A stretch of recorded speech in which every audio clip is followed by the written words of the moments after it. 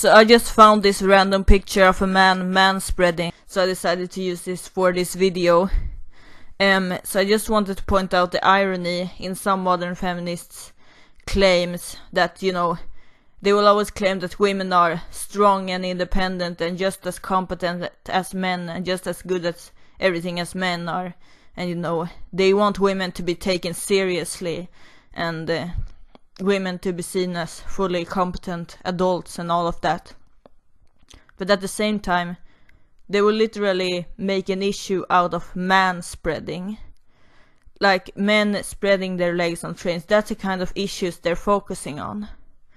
And that's like, if you want to be seen as a strong independent woman, you cannot act like a child, because only a child will see this as a problem, as something even worth dedicating time and attention to. And it would be one thing if they just pointed out that, like, well, you know, it's a bit weird, or so that men will always spread their legs, like, and I've seen some pictures where it's like, it's a bit like extreme, so to say. But to talk about it as if it's this huge problem, that this shows somehow that men are, I don't know, oppressing women or whatever they might come up with. I mean, come on. That's just ridiculous. So, and other things they would say, like, there's a pink tax. So basically, the fact that different clothes or different hygiene products, deodorants and so on, that the women's ones cost more than the men's ones. That's like a sign of oppression, or a sign that that shows that society is sexist against women, basically. But when you look at the ingredients of, like, a deodorant, for instance, you see that there are many more ingredients in the women's product. So of course it's not going to be exactly the same price.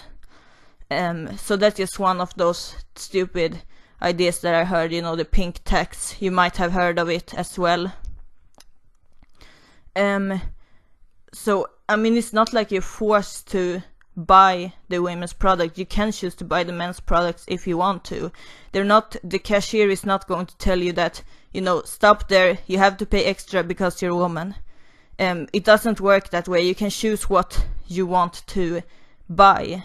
If you want to buy the cheaper products, no one is going to stop you from doing that.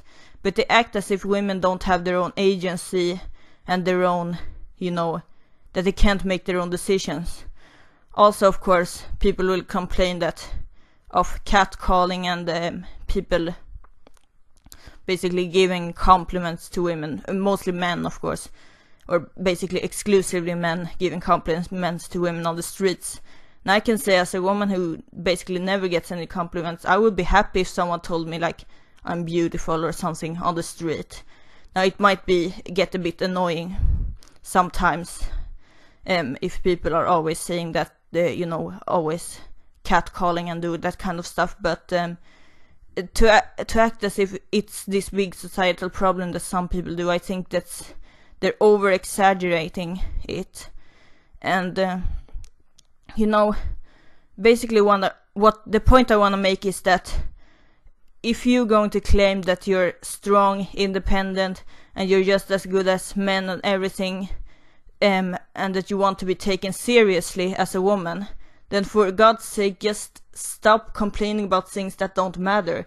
If you're complaining about things that don't matter, of course people are not going to take you seriously, because that's just the way, I mean, why would you take someone seriously when they're thinking that the biggest problem in life is manspreading?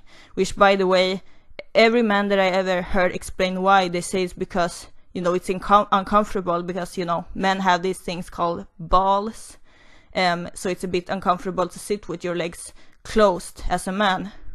So it's not because they're like, I don't know, they want to show how superior they are to women or whatever.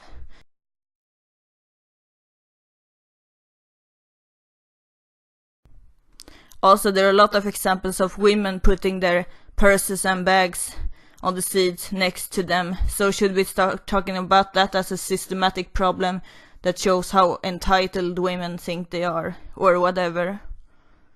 because with the same logic you could also come to that conclusion. But of course they would never do that, because women can never do anything wrong. It's only men that can do things wrong. Also, a short point on the wage gap. Like, some people will claim that women are, I don't know, they have to take certain jobs because society is so sexist and thinks that tells them that they have to take certain jobs, which I don't think is really true nowadays. I think women a lot of the times are encouraged to take more typically manly jobs, and that this is seen as a great and positive thing. But of course there might be some sexist attitude that says that, you know, women are not as good as men at doing certain things. But I have a problem with the view that women are not capable of making their own decisions. And when it comes to like the wage gap, people will say that it's all just because of sexism.